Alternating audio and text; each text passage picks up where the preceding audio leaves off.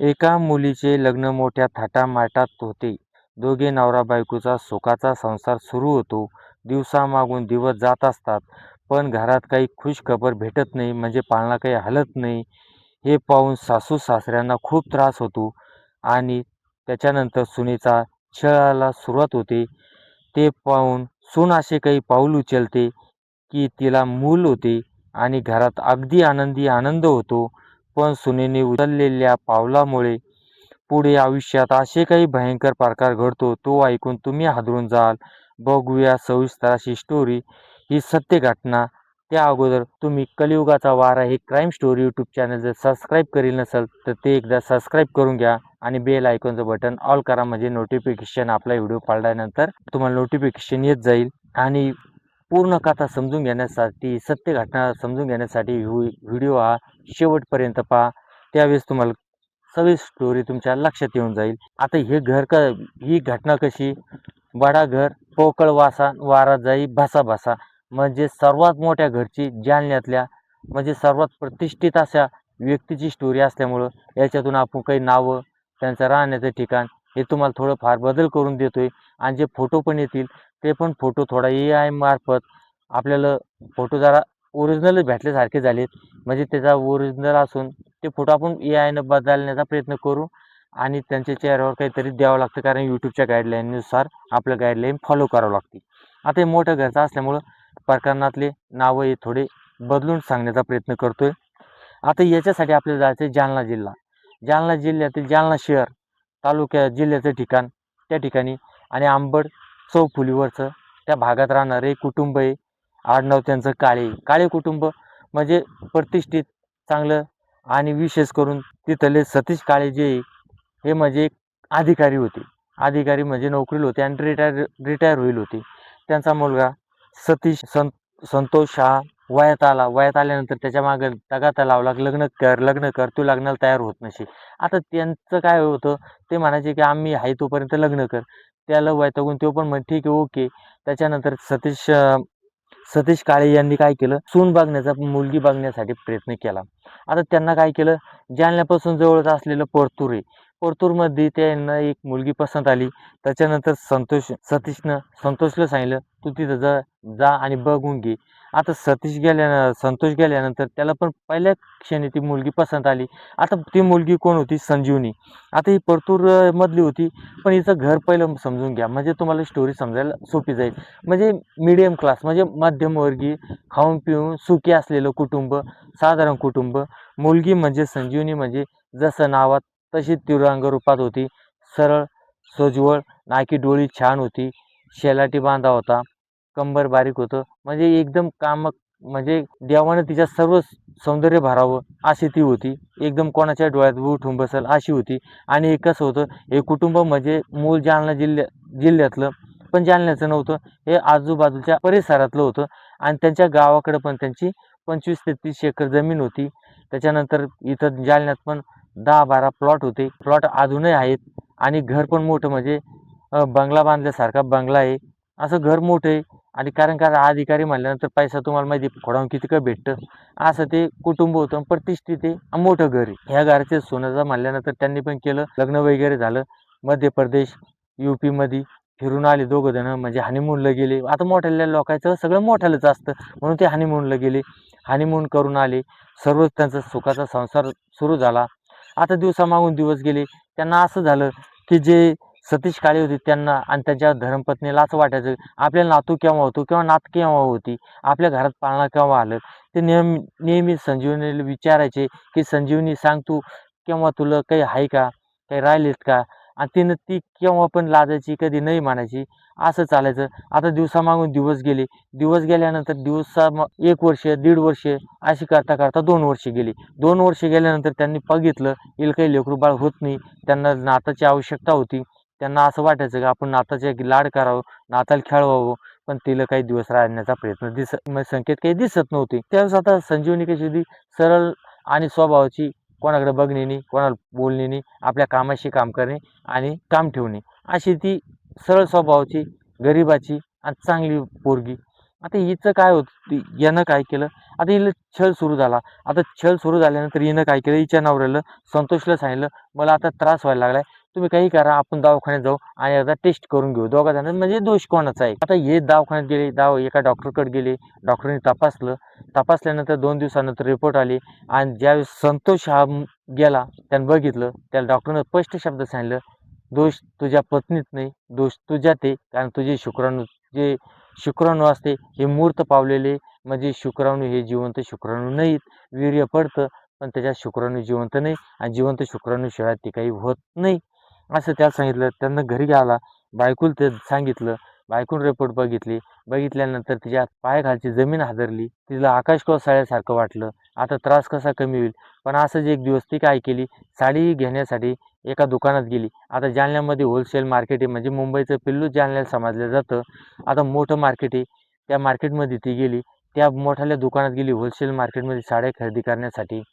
तिथे गेल्यानंतर तिच्याच परतूरमधला एक मुलगा तिला दिसला. त्या मुलाचं नाव प्रकाश होतं. तो दिसला, त्याला बोलली, हसली. आता गावकडची म्हणल्यानंतर ते बोलू लागले. बोलताना ते एकमेकाचे नंबर देवाण-घेवाण घेतली आणि तिनं त्याला विचारलं, "तुझं लग्न झालंय का?" "नाही." "तू काय करतो?" "रूम भाड्यानं राहतो म्हणे इथंच." असं त्यानं सांगितलं. त्यानं सांगितलं, "मी तुला फोन लावीन." त्यांचं फोनवर सुरू झालं आणि ती त्याला पाहिला क्षणी, पाहता क्षणी मोहित झाली. तिला आणि तिच्या मनात विचार आला, की आपलं आता इथं काम होतं. तिनं त्याला गळ घातली आणि सांगितलं, की माझ्या नवऱ्यात दोष आहे, मुलगा काही होत नाही. आता प्रकाशच्या पण आतून उकळ्या फुटल्या. कारण लंबी-लचक, शेलाटी, मस्त बारीक फिगर, म्हणजे चांगली 36-26, 36ची फिगर, एकदम टकाटक आणि अशी मुलगी आपल्याला चालून आली भेटायला. त्याच्यानंतर काय, त्यांचं रूमवर झालं. पहिल्यांदा घोसाघोशी रूमवर झाली, चांगली झाली. तिला तेव्हाच कळालं, की आता आपल्याला दिवस राहते. त्याच्यानंतर त्यांचे 3ऱ्या दिवशी, 4थ्या दिवशी किंवा रोज असे त्यांचे शारीरिक संबंध व्हायचे. कारण की हिचा सासरा हा रिटायर असल्यामुळं ह्यो पण बाहेर फिरायला जायचा. सासू घरात राहायची. तिला ती काही कारणं सांगायची आणि बाहेर निघायची. बाहेर निघाल्यानंतर आणि नवरा पण नोकरीला असल्यामुळं तो पण कामावर जायचा. ही घरात एकटी राहायची. त्याच्यानंतर याची दुपारच्या टायमाला जेव्हा त्याला सुट्टी असेल, जेवणाचा लंच टाईम असेल, त्या टायमाला यांचा कार्यक्रम व्हायचा. त्याच्यानंतर कधी-कधी सुट्टीचा दिवस टाकायला लावायची आणि ती जालन्याच्या बाहेर छत्रपती संभाजीनगर रोडवर, अंबड रोडवर, त्याच्यानंतर सिंदखेडराजा रोडवर, त्याच्यानंतर मंठा रोडवर, देऊळगाव राजा रोडवर, राजूर रोडवर असे लांब-लांब 5-5 किलोमीटर अंतराच्या जाऊन लॉज करायचे आणि त्या लॉजवर रंगारंग कार्यक्रम चालायचा. तिथले बेडशीट घोळसायचे, तिथल्या गाद्या माळवायचे, असा त्यांचा कार्यक्रम झाला. त्याच्यानंतर 1 महिना झाल्यानंतर तिची मासिक पाळी चुकली. तिला कळालं, की आता आपल्याला दिवस राहिले. तरी त्यांचं सुरू झालं. ज्यावेळेस 2 महिने झाल्यानंतर तिनं सांगितलं तिच्या नवऱ्याला संतोषलं, की मला दिवस राहिली. त्याला पण चक्रावून गेला, "कसं काय राहिली?" त्यावेळेस तिनं सांगितलं, की "मी दवाखान्यात गेली आणि दवाखान्यात गेल्यानंतर मला ट्रीटमेंट घेतली आणि मला दिवस राहिले." सासू-सासऱ्याला सांगितलं. त्याच्यानंतर घरात आनंदी आनंद झाला. त्याच्यानंतर 9 महिन्यानंतर तिला एक मुलगा मुलगा झाला, म्हणजे पुत्ररत्न प्राप्त झालं. ते आलं. आता 8-9 महिने झाले मुलगा होऊन. आता पुन्हा पण याला काय व्हायचं, फारकाचं तिच्या शरीरात सवय लागली. कारण ही काय करायची संजीवनी, त्याला तर लॉजचं भाडं तर तीच भरायची. त्याच्यानंतर सर्व खर्च तीच करायची. त्याच्या रूमचं भाडं पण ती भरू लागली. त्याच्यानंतर त्याला खर्चायला पण पैसे देऊ लागली. त्याला ड्रेस पण घ्यायला पैसे देऊ लागली. त्याच्यानंतर त्याला म्हणजे सर्व काहीच घेणं-देणं नाही आणि त्याच्यानंतर त्याला कार्यक्रम करायला फुकट पण भेटायला लागली. आता याला काय आहे, जालन्यात तुम्ही बस स्टँडच्या आजूबाजूच्या लॉजवर लॉजिंग बघितलं, तर तुम्हाला कळून जाईल, की तिथल्या लॉजवरच्या लोकांचं काय आहे. तिथं पण अशा स्त्रिया असतात ज्या वेश्या वगैरे करणाऱ्या, या ₹300 पासून ₹500 ते 1,500 पर्यंत असतील. आता याला काय व्हायचं, तिथं हा पहिला जायचा. याचं तिथं जाणं बंद झालं. म्हणजे इकडे फुकट भेटायला लागलं. तू कायला जाणार आहे? आणि ह्यो फुकटचा काय सोडणार आहे? आणि विशेष करून फुकट भेटायला लागलं वरून पुन्हा कमाई, म्हणजे पैसे पण भेटायला लागले. आणि त्याच्यानंतर कार्यक्रम चांगला आणि टकाटक आणि टेन्शन नाही, पुन्हा एड्स वगैरे याचं काही टेन्शन नाही, कोणत्या रोगाचं टेन्शन नाही, काही नाही, काही नाही. म्हणून याला पण आता यानं पण तिला गळ घातली. ती पण त्याला पेढा घेऊन आली, की मला मुलगा झाला, फक्त तुझ्यामुळं झाला आहे आणि तुझ्यासारखा आहे असं म्हणून. पण त्यानं सांगितलं, "मला तुझी सवय लागली, पुन्हा आपलं पहिल्यासारखं चालू दे." तिला पण याची सवय लागली होती. कारण तिच्या नवऱ्यात तिला काही इंटरेस्ट राहिला नाही. कारण की हिच्याकडून तिची ओटी भरल्या गेली. हिच्याकडून तिची मनाची इच्छा पूर्ण झाली. त्याच्यानंतर यांचे पुन्हा सुरू झालं. आता पुन्हा हा पण याच्या लक्षात आलं, की मुलगा टाकून किंवा मुलाला घेऊन नेमकी जाते कुठं? कारण की घरून माहिती पडलं. त्याच्यानंतर यानं एक दिवस असं ठरवलं, की संतोषनं, की भाऊ आपली बायकोवर लक्ष ठेवायचं आणि त्याला सांगितलं, "मी आज कामाला चाललो, म्हणजे ड्युटीवर चाललो." आणि तिनं पण त्या दिवशी आपलं मुलगा घरी झोपी घातला आणि आपल्या प्रियकराला प्रकाशला भेटण्यासाठी निघाली. आता यानं पण तिचा पाठलाग केला. हे डायरेक्ट तिच्या रूमवर गेली. दुपारचा 1 ते 2चा टाईम होता. घरात गेली. घरात गेल्यानंतर काय ते केस विस्कटले, बांगड्या फुटल्या. काय व्हायचं ते उठलं. त्याच्यानंतर टिकली खाली पडली. आता ते तुम्ही समजून घ्या कसं काय टिकली बाजूला गेली, बांगडी काऊन फुटली, केस काय विस्कटले. कारण ती तिथं कबड्डी, खो-खो खेळायला गेली होती. आता कबड्डीचा चांगला रंगारंग डाव झाला. डाव झाल्यानंतर चांगला कार्यक्रम झाला. कार्यक्रम झाल्यानंतर ती बाहेर आली आणि त्या दारात तिचा नवरा संतोष हा बाहेर उभा होता. त्यानं सांगितलं, "मॅडम बसा घरी." घरी नेली. घरी नेल्यानंतर हे मोठे लोकं गल्लीत दांगडू करत नसते. घरी गेल्यानंतर त्यानं सांगितलं, "तो मी मुलगा बघितलाय आणि हा पण मुलगा याचा आणि त्याचा चेहरा मिळता-जुळता आहे. तू डॉक्टरकडे गेली नाही. तू याच्याकडे अनैतिक संबंध आहे आणि तुला असं त्याच्यात वाद झाला." त्यानं मारहाण केली आणि त्याच्यानंतर त्या मुलीला घरी नेऊन सोडलं. आता तिच्या माहेरात सोडलं, पण मुलगा त्यांनी घरी ठेवून घेतला.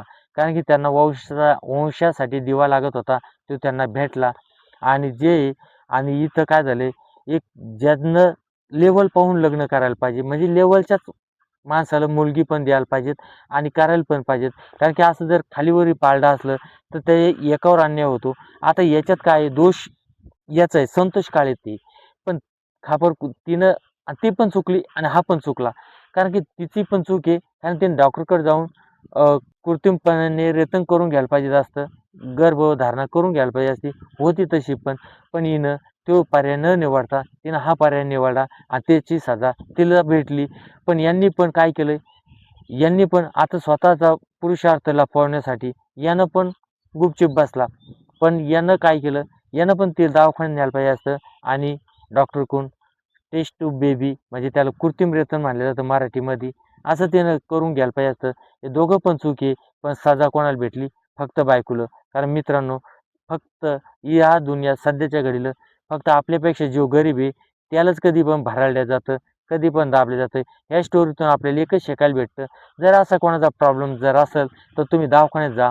दवाखान्यात गेल्यानंतर टेस्ट ट्यूब बेबी आपला सायन्स एवढं पुढे गेलंय, की पुरुष आणि स्त्रीचं मिलन न होताही तरी पण गर्भधारणा केल्या जाते. हा पर्याय तिनं निवडायला पाहिजे असता, पण तिने निवडला नाही. याच्यातून ही शिक भेटायला भेटते, की अनैतिक संबंधाचा शेवट हा वाईटच होतो. त्यामुळे मी नेहमी सांगत असतो, कधीच अनैतिक संबंध कोणासोबत प्रस्थापित करू नका. आणि हो, असेच आपले जर का सत्य घटना ऐकायच्या असेल, तर आपलं क्राईम स्टोरी यूट्यूब चॅनल कलियुगाचा वारा हे सबस्क्राईब करायला विसरू नका. जय हिंद, जय महाराष्ट्र.